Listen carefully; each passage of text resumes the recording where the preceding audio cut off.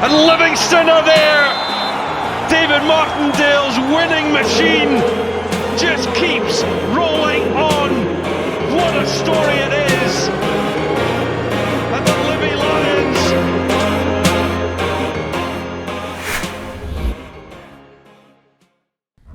Welcome back to another edition of The Inspiration. Me, Stephen Robb. Me, Mark Corcoran. Today we've got... I'm David Martindale. David Martindale, Livingston manager. So thanks very much for letting us come in today, David. No probs. Appreciate that. No It's just I know you've got a busy schedule with the league season started now, so you've got Rangers at the weekend. Yep. Go to the game of night, so I'll go to the game of night and see what kind of shape they play in the personnel, but I don't expect many changes going into Saturday, to be fair. Mick need a big result tonight, so if they get the result that they're all hoping for, I don't think he'll change too much going into Saturday. Yeah, it's obviously they lost at the weekend, so... You look like a Celtic fan. No. That was a big smile. That was a big smile. I'm an East Coast boy, mate. I was a Dundee United fan growing up. So, oh yeah? Aye. Don't meet He got many. booed at Dundee and not because he was bad at football. No, I signed for Dundee at 17. It was YTS. Dundee, not United. I eventually ended up at United as well, so bit of a turncoat. So, a United fan? Was a United fan growing up, yeah, so... Unlucky? Aye, that's it. So my days now are kind of spent watching a bit of junior football, which obviously... Good. You've come for quite an inspiring story, so... Aye. Maybe you could tell us a wee bit about your junior background before you got to Livy. Kind of, I'd played amateur most of my days, but all the junior teams always wanted us to go, but kind of stuck in the scheme, stuck where I played with my pals, like kind of pub football, amateur, so played pub amateur football on the Saturday, pub football on the Sunday morning, pub football on the Sunday afternoon, and it was all kind of that group of pals, but we were really successful in terms of winning the Scottish Cup, amateur football, Scotland amateurs, but always got offered to go and play junior, but just kind of stuck to the scheme, stuck to my pals. And then when I got arrested, I kind of did a massive reset, and I thought, you know what, this is probably the best chance I'll have to go and play football or try and do something in football. And I went to Pumferson Juniors with Scott Pittman's dad, Stevie Pittman, Roddy Grant, some of the people know Big Rodders. Boys who'd been in senior football and for years. Derek McWilliams, Callum Mullen was at Hibs, so it was a lot of these players that had dropped back down.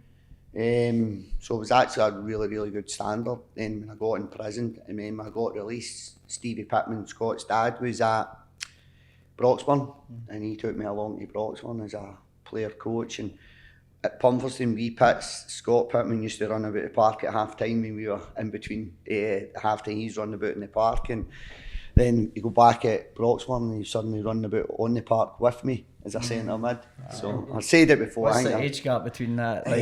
God, what age? 49, what age is wee Pats? 29, 20 years? Aye, good players. 20 years, aye. Well, I done his shouting and he done my running. So what age were you at that? What age was that? 32, 36, something along the lines, maybe 33, 34, something like that. Even at that age, was it always coaching you were interested? Do you see yourself doing that after? No, I never really. I came out and done my equivalent to my C licence straight away in 2010. But obviously being away, I was probably the fittest I'd ever been in my whole career. So when I came out, I was running 5 kilometres in 15 minutes. So I was like super fit, because you're doing the gym, you're at the gym maybe 3-4 times a day. My job when I was in prison was working in the gymnasium. Okay. So I came out and I was super fit, and that was probably the one thing that kind of kept me playing in the centre of mid area. I couldn't tackle, so I had good legs. Can't win a ball in the air and couldn't tackle. But I had good legs. I couldn't drop back any further because I couldn't play centre half and I couldn't play fullback. So the legs got me away with it, but wee Pat's done most of that running for me. Did you have any success at junior football as a player? Or? Couple of promotions, cup final, but nothing. See, to be fair, I was only at Pumferson for 18 months, something along the lines, and then by the time I came out, I was only really playing properly for about 18 months. So that's over a 8-year period or something like that, because after 18 months at Broxburn, that's when Pitts' dad said, look, do you want to come on the coaching with me?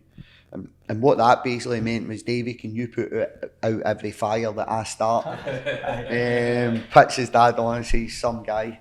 some guy, but one of the best football players I've ever seen. We were talking about that before, weren't we? I played junior as well before I sort of went senior. And looking back, it was probably one of the most enjoyable times of my career. You're playing because you enjoy it, but you've not got that pressure, have you? Like, you're doing it for the right reasons, I feel, for football, but you're not doing it for the financial gain. Definitely not for the financial gain. But you're doing it because you love football, and the dressing room's really important, But at the time when you played, Lithgow were probably one of the most successful junior teams in the east of Scotland. There was a great size, some great players and stuff like that. And obviously I went on from there and like you did as well, but I just think it was such a good sort of ground and it was a good place to enjoy football. Stevie Dickoff was at Pumperson with us. So Stevie came from Lithgow to Pumperson. So Stevie was kind of half coaching as well at Pumperson with us. So we had Callum Mullen, Stevie Dickoff, Stevie Pittman, Roddy Grant. There was some really good players. Some great football players. Got a story about Stevie Pittman. He actually got invited down to Alex Ferguson's house. That's how good he was. I think he was a left back captain at East Fife, but at that time East Fife, I think it was old league system and they were maybe League One, and that was maybe one below the Premier League. And he got invited down. He was 18-year-old or something like that, scored 12 goals as a left back captain at East Fife, went down to Alex Ferguson's house and never lasted very long. He got caught smoking outside in the toilet with the window open. So Alex Ferguson's emptied him, sent him back up the road, and I think a couple of days later signed Lee Sharp. Oh, is that right? Aye, but everybody but could tackle, aggressive, couldn't just... I played with the end of his career as well, but his left peg was fantastic, And he could play sweeper. Remember going back to the days, wasn't he 2 centre halves? It was a centre half and a sweeper. Do you know what I mean? That's where he played for. I thought that, but read the game fantastically well. He's still managing now. We had him in here. He was a 20s manager. He was a 18s manager. He was a B team manager, and he's just went back to Broxburn 6 months ago. Good. So he's always been around the club. So then, how did your sort of progression from Broxburn to Livingston happen? There's another boy you might know through junior football, Billy McPhee. You ever came across Billy? No, I don't think so. So Billy played a lot of junior football, but Billy was quite successful. I think Billy was maybe at East Fife as well at one point, and Billy worked here. Billy worked for a company called the Big Lottery, and he was on a secondment, so they paid for him to come and help Livingston out on the charity side of it. And I was good pals with Billy. Billy was at Broxburn with us. He said, look, they're looking for clubs a wee bit of a mess. They're just looking for people to go down and help. And I kind of had my own construction business. And my background. You're from the area. You're from I was born in Govan, moved through here when I was 8 and stayed in Livingston for 25 years, something like that. Anyway. So I came down. I thought, you know what, I'll speak to the guys that were in here. Spoke to them and said, look, can you help us out with a wee bit of sponsorship? And I said, well, I want something back. Can I come in a Tuesday and a Thursday morning? Aye, that should be all right. I'm like, okay. Came in, had a meeting with Mark Burchell, who's a Livingston boy. Burchell was in Thailand with me. Aye, I played out there with him. I knew I didn't really know Burchie, knew of Burchie, but knew his brothers because we all played the amateur football together. And Burchie was brilliant, so Burchie kind of vouched for me a wee bit to John McGlynn. He said, look, because Burchie was an assistant, look, I've heard he's a good guy. It's not going to hurt if we get him in. So I came in a Tuesday morning and a Thursday morning and helped out for 6 months. Picked cones up for John and Burchie. Done whatever. It's like that.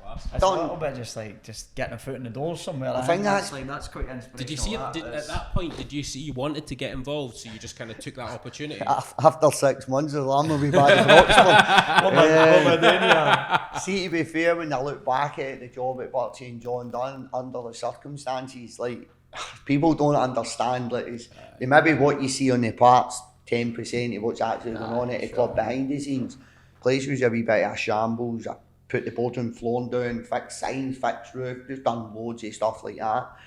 And then it was suddenly for a Tuesday, you were in a Monday, John, it was mutual consent in January.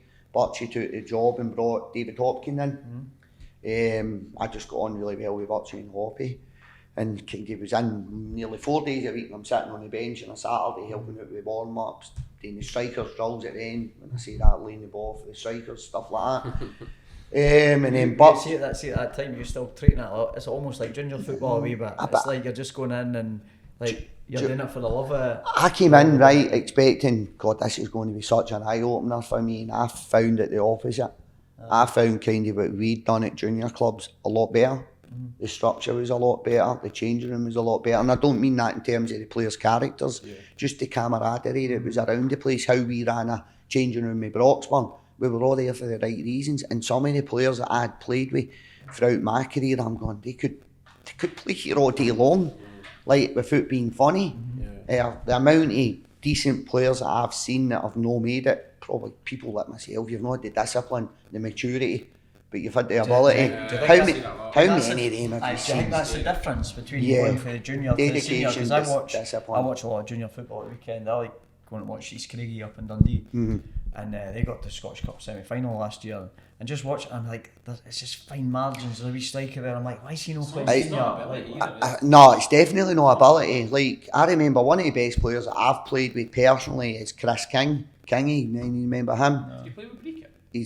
Yes, Charlie, but his brother. Right, I don't know if and we Chris Geddes, the Stirling Uni manager, like loads and loads of players throughout your career that for me were brilliant. And then when I came into the professional environment, I'm going, these boys could play here all day long. But I think it's your discipline, your dedication away from the park. I think you've got to give your life to football. And a junior changing room for me, we're training 2 nights a week. We've all got ability. There's some really, really good players. It's probably the other side of that you didn't quite... Staying in on a Thursday and stuff like that. Staying in on a Thursday. Go on a Tuesday, Thursday, and if you go out on a Saturday, come back on a Saturday.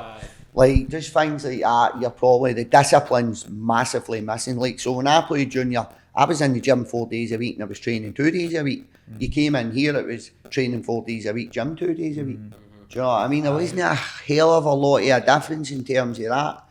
But, so came in, there wasn't a lot of money something in the you've club. instilled into the players now, is the gym life, Yeah, lifestyle, where you boys need to... For me, I think... It comes across watching Livy that any time that I'm like, these boys are in shape. I think there's got to be a passion for football.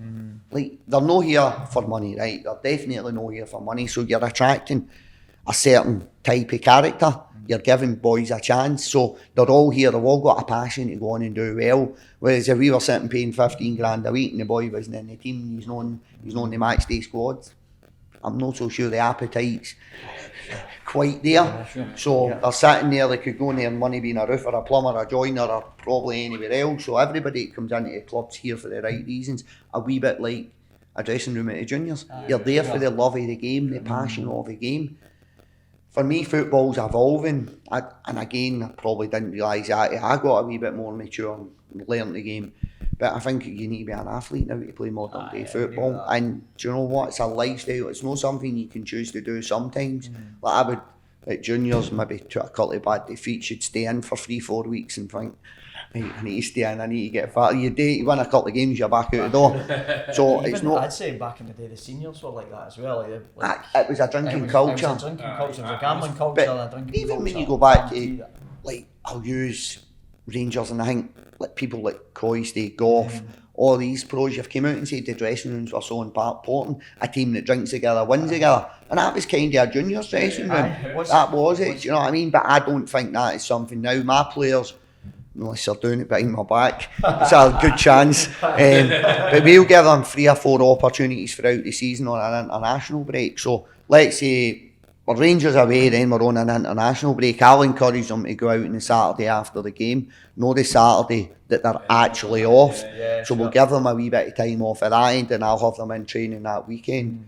Do you know what I mean? Because I think now it's not something you can do sometimes. You've got to do it right all the time throughout the season. You probably do need to give them that sort of, not blowout, but do you know what I mean, that wee bit of time off. The boys need a release, don't they? Yeah, like we go away with the summer camp. We never went away in one this year. Go away in the winter camp. We'll work really hard for these 6-7 days, treble, quadruple sessions. In the last day after the game, we'll always have a game.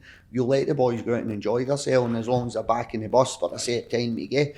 So I think it's important that you've still got that aspect, but the amount of time that you can give them to allow that to happen, I think in modern day football, I don't think you can do it now. I came through junior, and I know, like Robert was joking about, but I know I was out Saturday, Tuesdays, do you know what I mean? And if I'd not done that, especially if you were a student, you were out in a Edinburgh and a student. Do you know what I mean? I done it. So when I was at Pumperson, I went to Harry Watts. I played with Harry Watt on a Tuesday, and we had a really good football team. What did you do at uni?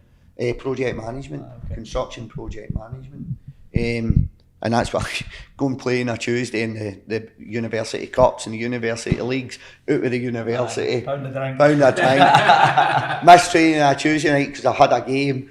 Wednesday, trained Thursday out on a Saturday. And it was that party football that probably let me down. 100% let me down, but there's 100 of us sitting in thousands of us sitting in pubs on a Saturday night telling the guy next to us how good we were. But how many players have you seen with less ability than players that we're talking about that have actually made it? But do you know what? They've dedicated their life to football. The best one I've seen at my generation was Scott Robertson. Aye. Is that the boys at Dundee United? Dundee United. He's now the youth team coach at Dundee now. Yeah. He came up to Dundee training. Came in, Jim Duffy was manager at the time. Thought you said he was Duff. Well, he was Duff, I'm telling you. She came, I used to do the wee boxes and he'd be in the middle all the time, possession in the middle, murder, 18, 19-year-old. And he went away to Peterhead on loan and he came back a year later and it was like a complete different player. Like Scott wasn't a drinker, just focused, dedicated. I would the same story, be like kicking the ball against the wall all the time after training. You look at Riordan, Gary O'Connor, these types of players, see if they actually dedicated their lives to football, the potential these lads had. And they had good careers, by the way. They never had bad careers. That Hibs team is unbelievable.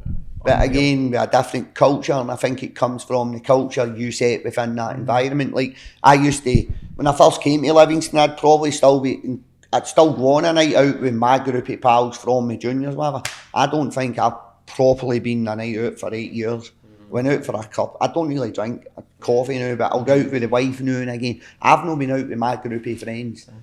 Honestly, because I can. Do you feel like because you're the manager now that you can't? I never done it when I was a coach. I don't think you can do it mentally. Like, I couldn't wake up on a Sunday with a hangover, which then eats into the Monday. Because you're constantly working, you're constantly thinking about football. I'm a bit like that with the business now. I can't. You can't do it. That puts me off going out on a Saturday night because I know I'll waste my. It's maybe age as well. Like, let's be honest, a wee bit of age there. But like you say, I think it's you're a product of your environment as well. A lot of that's it. Riordan and Gary O'Connor were probably in circumstances that they're friends with, and then you just get sucked into that. I think they were one of the last decade generation coming from that drinking culture in football. Even look back to the England squad, Butcher, Gaza. It was a drinking culture. That's what was encouraged. And Riordan and that probably caught the tail end of that. So they were the last of that kind of evolution where smoking and drinking was kind of... That was your generation. Aye, but it was kind of taken away. You were at probably that age where it was changing, but you didn't see it changing.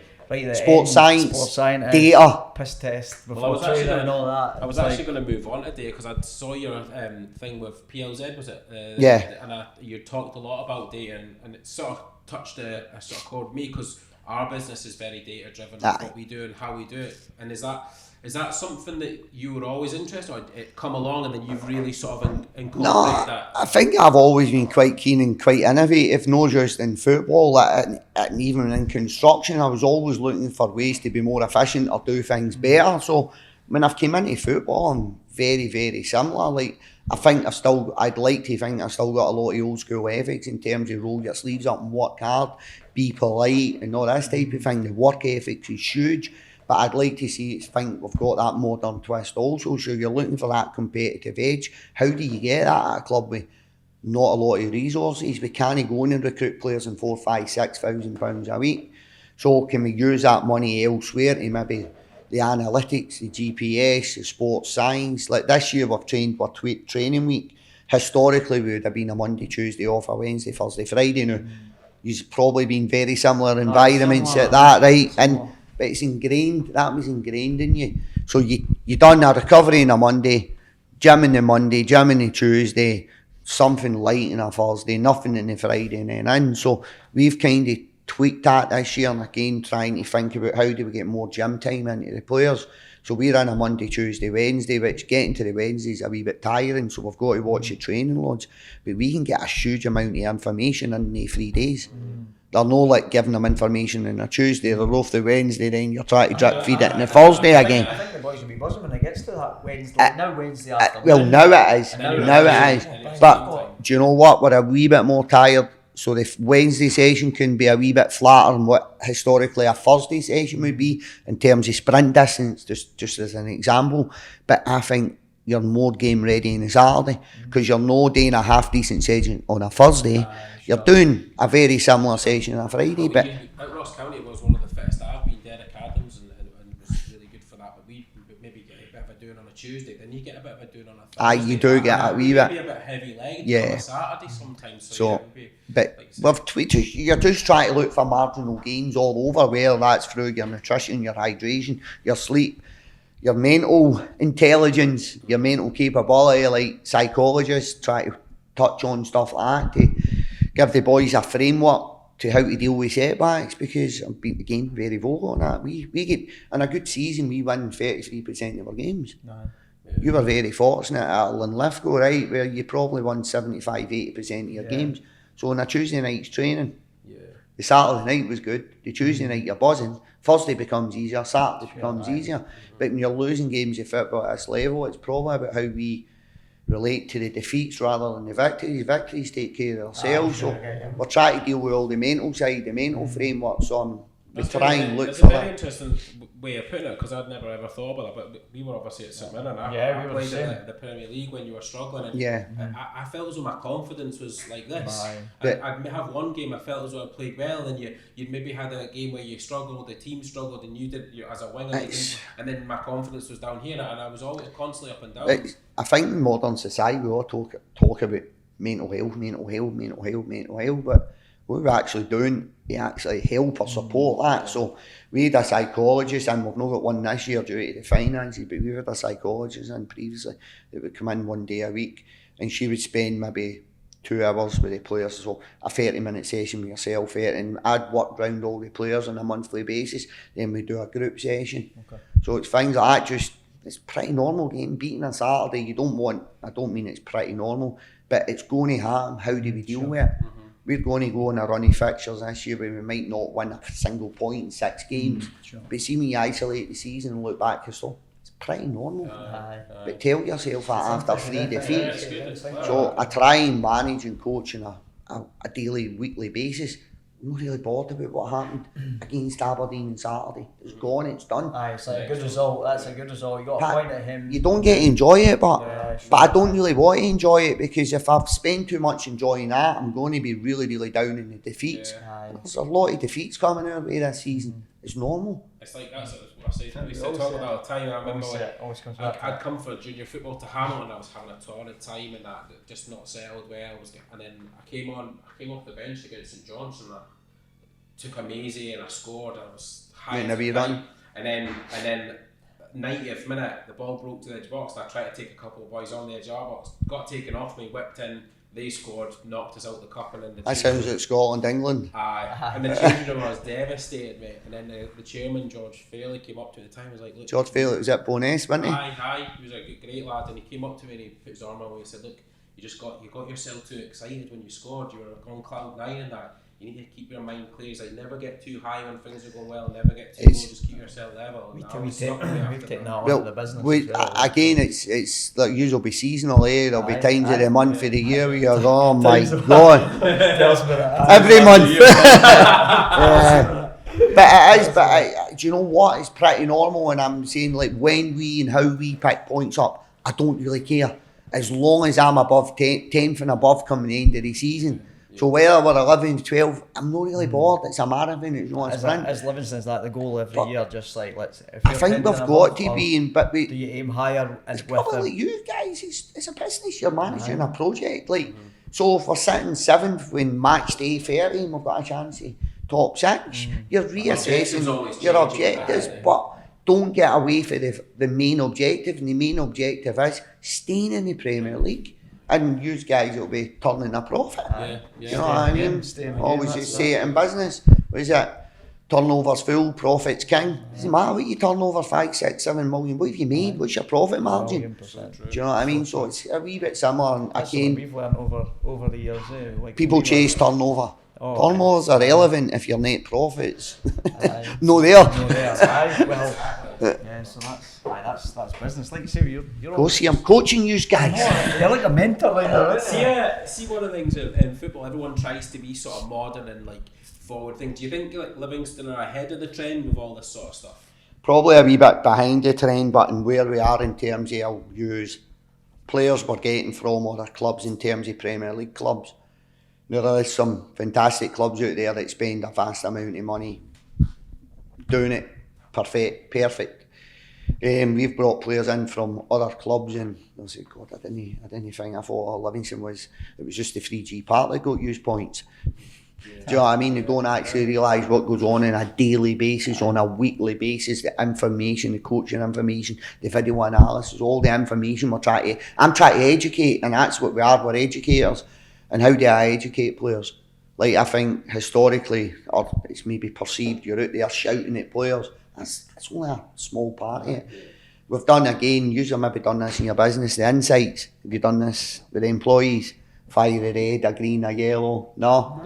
Right, you need to do it. And I'll show you. So for talking to yourself, I'll use Mark. So Mark on the park might only pick up the information that I'm giving him 30%. He might be what we call it a tactile learner. So out in the park, you guys will probably be a wee bit higher, right? But a modern day football pick up a lot of that information via visual.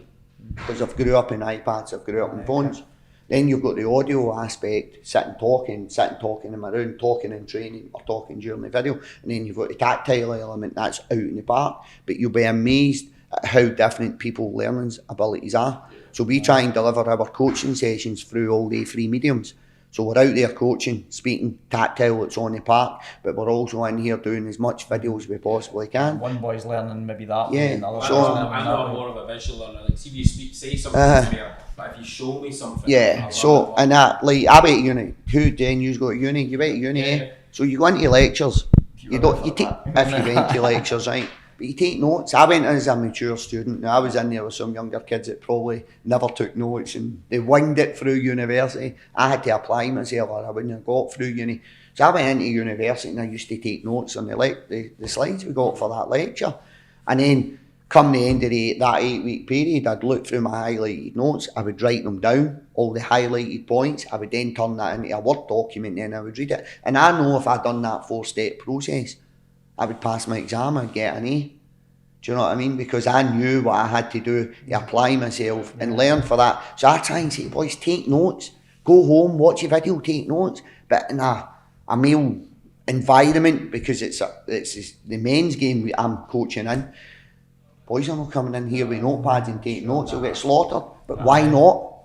Because if you write it down, you'll remember it 60% more. It's always that perception if you've done extra. Oh, come on. Honestly, I know. That's what it was. One of the better players we played with, Andy Dorman, who went on to play for Crystal Palace, he was one of the only people that asked for the video every week. Yeah. This is before you got, but asked for the video every week. Grant You watched the video of the game every week. The difference I've seen in certain players, I'll name them over the years, where I know they take the video, so they all get access to the videos. But the ones actually on their day off would go and sit in a coffee shop and watch that 20-30 minutes and take notes. The difference that made to their game throughout the season, because you know what they're doing, they're educating themselves in football. Yeah. That sort of stuff would suit us nowadays, you know, because the way we are with quite the business, intellectual and academic. But just even with the analytics we're doing with the business, the data and stuff. Whereas if you could transfer what we're doing now back into our football game, I know, but year ago, the younger you, could you listen? That's the problem. I wouldn't have. Do you think all the things you've gone through at uni, all the troubles, all the other things, has helped you be better at doing what you're doing? Yeah, right now? I think if you can come out the other side of adversity, and you're not wanting people going through adversity, but I do believe there's a certain amount you need a wee bit of adversity in your life, challenges to kick you on here. Anybody that's got a modicum of success, I'm not so sure they've not went through a bit of adversity at some point in their business, or try to get the business up, or is this their sixth business? I think you've got to challenge yourself. People sometimes only look at it from the outside going, they're just... They don't, the iceberg they see. Don't realise how hard that is. They see the build up to that. But also, to come back yourselves, the time spent away from the family, from the kids, trying to run your own business. It's not easy. Just We beat on a Saturday and we're in training on a Sunday and you're getting slaughtered on social media and your missus and your wee ones like, why are you doing this? Like, why are you doing this? You know what I mean? Nobody cares. Like, you went from the best manager in the world to the worst manager in the world and that we've not seen you for 6 months. And I think that's why you've really got to enjoy what you do. Yeah. That's what gets you through those times. Like you say, with a business, we really enjoy what we do. So if there is difficult times you come, you push power through it. Whereas if you didn't enjoy it, you'd end up giving up. But you've got again go back to passion. Yeah. I think you've got to have a passion for what you do. And I've came across boys in football and, did you watch the game last night? No, I don't watch football. Like, what? Play football, you don't watch it? And everybody's different. I don't watch it as much anymore. I used to when I played football. I don't particularly watch it. I probably watch golf now more. It's like Callum, who works in our warehouse. He's the operations manager. He's now the 16s coach for you guys. Is he? Callum McDonald. Right, okay. Mr. Football. And I swear, man, he loves it. Like even like he just like what's he like? He asked me to come to a game the other day. It was like Alamo versus, and I was like, mate, nah, I've got no interest. Me and Callum, we grew up together, went to school together, through Dundee Youth team Again, together. it's a passion, and He's I think just got an absolute passion for the game. if you want to be a coach and you're willing to start at that level, you've got to be passionate. Just came in. I think it was, how long's he been here? Livy, maybe 6 months. There's a big turnaround with academy coaches, to be honest. So it was the tail end of last season, and obviously the summer break. And that's them just started back. I think. So I've not met him, to be fair, but there is guy, generally a big turnaround with the academy coaches. For the game, it's just a lot But I think that translates over to the players. Your passion and your emotion translates over to the players, and I would like to think when my players cross that white line on Saturday, it's a kind of production of my environment, or a product of my environment, and my passion, my hunger, my emotions translates into the players on the park. I support Liverpool, and I like obviously Jurgen Klopp's amazing at doing it, isn't he? Like his team is just a sort of embodiment of him on the football park, isn't it? Pep, Arteta, Diego, like Simeone. You look at Atletico, like it's him, Mourinho, it's him. It's like their teams replicate them, personality. So, but I think that then comes from the passion. You're in football for the right reason, and the passion. And there's nobody in this building that's in football for the money. It'd all be nice to go and do that and get that and have that. And that's obviously. What's your thoughts on the Saudi stuff that's happening now? I just think it's evolutionary football. That's what I think as well. It's like, and like the English Premier League's been doing it for years to a different degree. It's just so, like mad. They don't like somebody else. They don't change or somebody else coming in and doing the same. It's going to happen. Make it out as if like it's a big thing, but it's like they say they've done it to the Scottish League. So in 5 years' time, the Saudi League's could be one of the top 5 leagues in the world. Quite easily. But it's branding. You can't do something successfully and then not expect somebody else to want to have that replicate or be part of that or do something. The Saudis were like that with the golf. They went to the live golf and they were thinking, well, I think they actually almost just want to be accepted. They've got to pay a wee bit more to entice them over. It's like Ross County pay a wee bit more than they probably need to get the boys up the Highlands. It's business. Economics. It's almost as far as Saudi Arabia, honestly. He's not trying to get a warehouse over there. Stephen Gerrard wearing the Beanspire tracksuit. If you get me, I'll just maybe move to Dubai for and I'll just fly for an Orcut tracksuits. I'll give you his number, right? I'm only getting better up that gift card. No, thanks very much for. I don't know if you've got any other questions. No, that was brilliant. Thanks very much. Cool. Nice to meet you. I know you're going to shoot off the Rangers game. I'm looking forward to tonight, to be fair. They've got a few new signings, haven't they? Listen, I want them to do well for Scottish football. That every single team's in Europe. I'm a Hibs fan, I'm a Hearts fan, I'm a Celtic fan, I'm a Rangers fan, I'm an Aberdeen fan, I'm a Scottish football fan. But one part of me's gone, well, if they don't win the night, that crowd could be pretty hostile on Saturday. If you get through 25 minutes, that could listen, that's my Livingston hat. That's my Livingston hat, and I'll always wear my Livingston hat before anything else. So, I look forward to the game tonight. I look forward to it. Appreciate it. Yep. Thanks very much. Cheers, lads. Thank you. Cheers, guys.